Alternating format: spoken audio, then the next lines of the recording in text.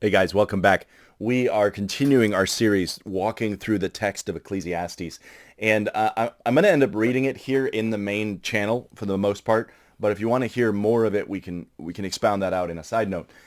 I'm gonna cut most of this introduction short from now on. I want you guys to be able to just kind of cue this thing up as a playlist, and I'm breaking it up into about little 5-minute chunks. That's why it's digestible for you, and you can really get this material. But I wanted to introduce it on these first few so you can see where I'm going with it.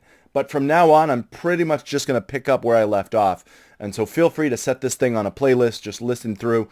Again, not going to say it every single time, but I am going to ask if you can like and subscribe to this channel. Hit that little bell icon. It really, really helps us out. And again, if you have a question about a specific verse you want me to cover, I can do a side note on it. Just put that little question there in the comments section. Let me know what you're thinking. And without further ado, let's get into the rest of this section of Ecclesiastes, where Solomon's going to use his autobiography to really build a case that we are to then build off of ourselves.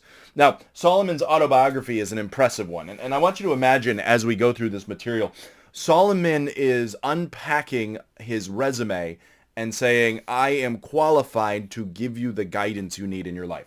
So we start off here in verse 12 of Ecclesiastes chapter 1. He said, I, the preacher, was king over Israel and Jerusalem.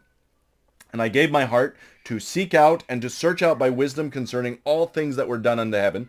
And he says, all things that were done, this sore travail that God has given to the sons of men to be exercised therewith. Now, it's important to note as we get into the start of this text, he is drawing attention to the fact that God is doing some things to man.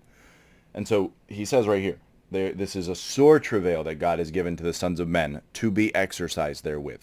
So God is going to do things to remind us that he is God. But that's a point for another time. Look at verse 14. He says, I have seen all the works that are done under the sun, and behold, all is vanity and vexation of spirit. That which is crooked cannot be made straight. That which is wanting cannot be numbered. I commune with my own heart, saying, Lo, I am come to great estate. I have gotten more wisdom than all they that were before me in Jerusalem. Yea, my heart had great experience of wisdom and knowledge, and I gave my heart to know wisdom and to know madness and folly, and I perceived that this also is vexation of spirit, which means chasing after the wind. For in much wisdom is much grief, and he that increaseth knowledge increaseth sorrow. And so that brings us to the end of chapter 1. We're going to continue into chapter 2 a little bit because he continues with what he's saying here. But look what he's saying. He's saying, I gave my heart to know all of these things. And at the end of the day, when I accomplished it, it was like trying to chase after the wind. It was all vanity and vexation of spirit. And he's just saying, it's frustrating. It just, I don't understand. And so let's look at some of Solomon's qualifications here. First of all, Koheleth, Solomon, he is looking at all these things under the sun, and he's asking, what profit is there? I'm looking at all these things under the sun. Let's take God out of the picture for the moment. We know that God is doing some things, but what is the point of life? What is the benefit here? He's being very intentional. He's being very personal. There's not a moment here where Solomon's like, I lost myself.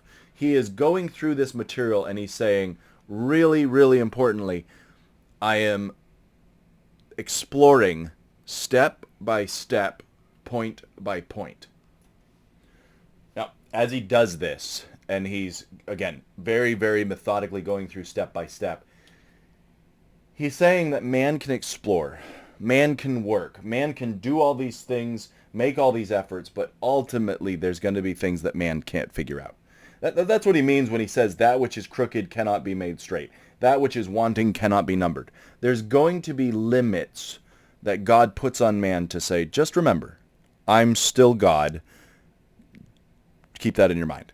Now, some conclusions from his biography. Again, after all that work, he's just saying all of it is like wind. That's what that word ruach means. It's all wind. It's vexation of spirits. It's chasing after the wind. Again, he's using that word that we've already studied, which is this idea of I ran after this thing trying to catch it, and it was as insubstantial as wind. That's about as much clarity as it gave me. Then he goes and he says, I'm gonna give a proverb. I'm gonna give an illustration to help you understand this, and that's what we just described. God has crooked things, and we can't straighten them out, and there are straight things that we can't make crooked. And so the idea is God has concealed certain things and left it for us to find, but God's also concealed some things and made it so that we could never find them either. And so what Solomon in summary is saying is, as his wisdom increased, his frustration is also increasing, because he's understanding more and more, but he realizes every new thing he understands, there's more and more to learn. And I like this comic, made me laugh. But again, the idea is Solomon is this old professor sitting there going, I know better, but that's where the grief comes in, because there's nothing I can do about it. So again, that's where his biography's coming in, and he is about to unpack and say, let's look at the things that I've learned. Let's look at the things I've experienced, because there is a lot of sorrow in wisdom. Don't let that dissuade you from seeking wisdom. And there is grief in understanding, but don't let that dissuade you. Just understand and approach it realistically. I think it's important to note here, just as a side note, there is grief and there's sorrow in wisdom, but there's also grief and sorrow in foolishness. So you're going to face sorrow and grief no matter what, so you might as well be wise about it. So again, just a little side note here. All right, so let's take a look as we continue at some of the things Solomon experienced in his life. Now, the identity of the author clearly is Solomon. We've already covered that in quite some detail. He is the king in Jerusalem.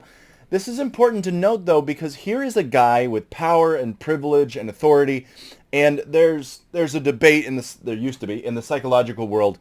You know, what motivates a man? You know, is a man motivated by power? Is he motivated by pleasure? And then you got guys like Viktor Frankl, who would come along and say, no, man's motivated by a sense of meaning. And so he writes the book Man's Search for Meaning, which is a very interesting book if you've never read it. But Solomon can come and he can say, all right, guys, I have experienced both pleasure and power, and I'm telling you that neither of them are actually going to ultimately satisfy. So I think Solomon actually would side with meaning, but we'll get to that in just a moment.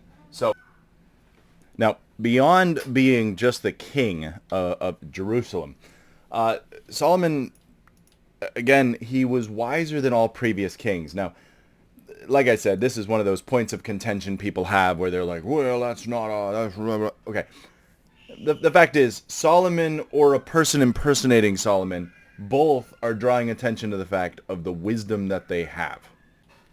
Now, along with this wisdom, he's drawing attention to the fact that he is better than previous kings, but there's an excellence where he brings and says, I knew the right answers. I knew how to suss out the right responses here. And there's something to be said about that. As you live wisely and you're able to figure out problems that other people can't figure out, it does put you in a different bracket than them. And that is what Solomon is trying to draw attention to. So again, that's the importance here of his wisdom being drawn attention. Now again, there was only one king who ruled in Jerusalem before Solomon. However, either it is someone pretending to be Solomon or Solomon himself. So that's where I think this argument against Solomon's authorship is kind of a dumb argument. Again, Solomon will then set out. He's trying to gain as much knowledge as possible. He's trying to understand life. And so as we get into chapter 2, that really is where he's going.